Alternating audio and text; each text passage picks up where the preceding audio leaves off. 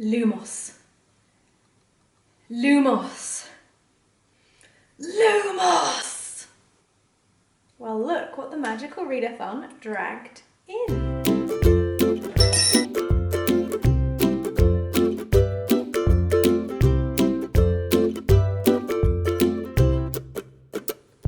Hi guys and welcome back to Cat Talks. My name is Cat and this is the place where we talk all about books and reading. It is the magical readathon time. It is my birthday month. April is always my favourite month because I was born in it. And I'm really excited to be back, I think. Also, I would have failed my aura training. I am not using this wand responsibly. So this year, the career that I am going for is very different. So last year, I went for librarian. I thoroughly enjoyed that. That was a lot of books to read. I think I finished all of my owls last year, but I'm definitely not planning on doing that this year. I'm just going to try and keep it chill. She says, about to read you a list of books she's planning on reading this month.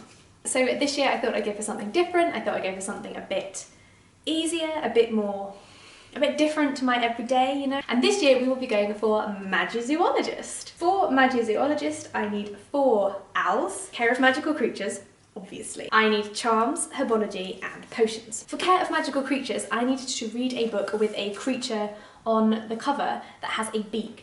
Now this was so hard. I had so much difficulty looking through my TBR, checking for books with books with birds on the cover, and just genuinely I struggled so hard. But then I was looking at the Blue Salt Road, which I bought on Kindle during one of their special daily deal things, which you know I'm an absolute shrill for. This, I was like, oh, it doesn't have any octopuses. Oh no, whales don't have beaks.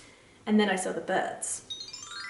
I'm not sure what it's about except that it's beautiful, it has a lot of art in it, and it's set near the ocean, which is why I was looking at it originally. The second book, which is for charms, requires me to read a book which has a white cover. Again, this one was not easy, but I did manage to find one, and I managed to find One of Us is Lying, which again I picked up in a Kindle daily deal. One of Us is Lying is obviously a thriller about a person dying.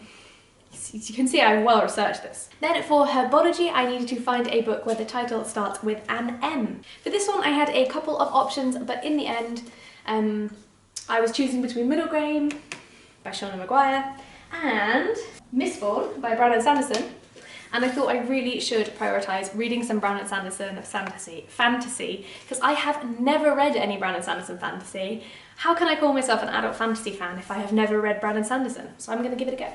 I have read his sci-fi young adult series, and I really thought it was very formulaic, but I have heard really good things about Mistborn, so. And then the final one that I need to be a Magizoologist is to read a potions book, which is a shrinking potion, read a book under 150 pages, and I am going for my Swedish book of the month, Betala I blod, which means pay in blood. This is actually a Western. I obviously have never read a Swedish Western before. I've never read a Western before. So this could be really interesting. I'm really excited to read it though. No idea what it's about, so this month is really going in blind, but it's a Western, so it's probably about Indians, cowboys, shooting, and someone's got to pay a debt in blood. So that is all of the books I need to become a Magizoologist, but if I wanted to stretch myself and go for another career as well, I could take enough owls to become a Trader of Magical Tomes. For this, I would need to read 3 more books: Ancient Runes, History, and Transfiguration. So for Ancient Runes, we have a heart on the cover or in the title, and we have the amazingly hyped Every Heart a Doorway, which I just got from the library despite having it on reserve forever. So I'm really excited. This is also quite a short one, so I think this one is manageable. It will be my first Shauna Maguire or Mira Grant book, so I'm excited, even though I do have Middle Game up here. So yeah. Then for History of Magic, we have to read a book with witches or wizards in the book. This one was surprisingly hard, despite the huge amounts of fantasy I read. But I decided to go for Magic for Liars, which I can read on Audible. I know what this one's about. It's about someone who has to pretend to have magic in order to investigate a murder in her sister's magic school. I think it's an adult fantasy, and that's all I know about it. Oh, Every Heart a Doorway. I am so bad at this. Every Heart a Doorway is about some magical children who come back from a magical land. No, normal children who come back from a magical land, and like the orphanage that looks after them after they come back to reality. Oh, this is going terribly. Okay, you can see them. Good. And finally we have Transfiguration, and the prompt for this was to read a book featuring shapeshifting. Now we've already had a few, I think, on this list, but I wasn't sure.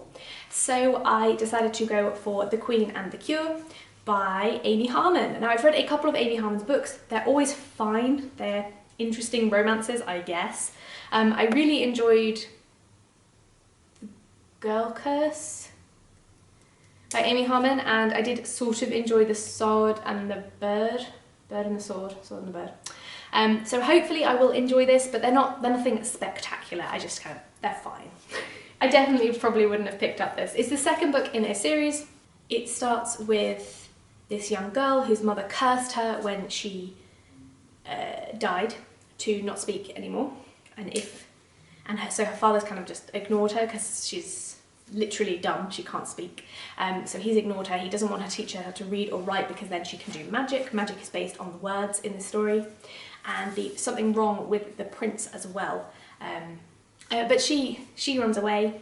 Or she's kind of like in the forest, having a good time, and the prince finds and kidnaps her to punish her father.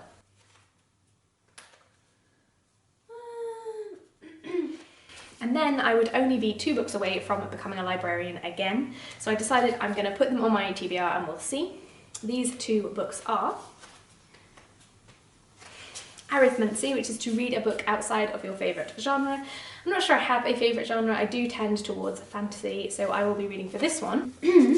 Stephen King's The Outsider. This is a sort of mix of horror and thriller. I think it's mainly a thriller. Someone is murdered and the eyewitness points to a politician, but that politician was on TV being interviewed at the same time as the murder. So was he in 2 places at once? How could he have murdered this kid? I'm really excited about this. I saw a trailer for the Netflix series, I think, or HBO series for this book, and I was like, I need to read that. That looks amazing. So I'm sorry to HBO for not actually like watching the series that you advertised to me, but I read, that's all I do. Finally, we have Defense Against the Dark Arts, which is to read a book set by the sea. And for this one, I will be reading A Land So Wild. This is a Kindle Unlimited book. I definitely wouldn't have picked this up if it hadn't been for this readathon, so thank you for the engaging and difficult prompts. But this one is about a queer team of adventurers who go to explore the polar Arctic and things go wrong. I'm very excited. My orchid is dying. I'm doing my best, people, but I'm not doing well. Hopefully my herbology course will help me out here because I'm failing this poor plant. And then finally we have 2 reservations that came in during the Great. I reserved these back in December and they never came in. We have Gods of Jade and Shadow, which to be fair I reserved last month for the diverse sci-fi book club that I'm a part of, and I didn't get it in time to read it for the diverse sci-fi book club, so if I get time this month I will try and read that. I'm not that interested in it, but I'm sure it will be good. And then we have Middle Game by Shauna Maguire, which I have been wanting to read for ages. It's on my, I think, 50 books to read in 2020 list, or whatever stupid number I came up with. But this is on that list. It is about 2 twins who were created by a scientist to help him achieve immortality or great wealth or something, and their childhood and the way they grow up. But it looks fucking huge, and I'm not sure if it's a large print edition, because my library does like to do that, or if it's just a huge book. But that is my April TBR, that is my Alice TBR. I'm so excited. Hopefully one of these will fit one of the other prompts if I do end up reading them, because it would be lovely to get all of my Als again, but I'm not going to push myself. This is a really stressful time for everyone. As you can hear, I'm having some difficulty breathing and talking at the same time. So yeah, everyone just practice self-love and self-care, practice not getting anxiety attacks and living life as is. I'm still working throughout the month of April from home, so I will be doing 40-hour work weeks as normal, which doesn't leave me a ton of time for reading. And I'm also still working on my business, so we will do our best.